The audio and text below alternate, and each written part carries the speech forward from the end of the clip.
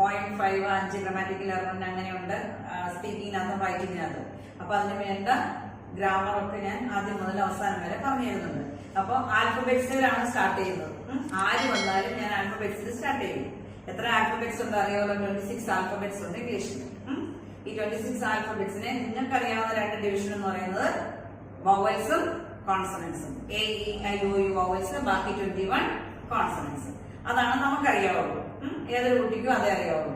പക്ഷെ ഇംഗ്ലീഷുകാരന് അങ്ങനെയല്ല. ഈ ആൽഫബറ്റ്സിന് 44 സൗണ്ട്സ് ഉണ്ട്. മനസ്സിലായോ? 26 ലെറ്റേഴ്സിന് 44 സൗണ്ട്സ് ഉണ്ട്. അപ്പൊ ആ സൗണ്ട്സിനെ പഠിക്കുന്ന ഒരു വിഭാഗത്തിനെ പറയുന്ന ആ പാർട്ടിനെ പറയുന്നതാണ് ഫോണറ്റിക്സ്. ഇപ്പൊ ലിറ്ററേച്ചറിന് പഠിക്കുന്ന കുട്ടികൾക്ക് 100 മാർക്കിന്റെ അത് പേപ്പർ ഉണ്ട്.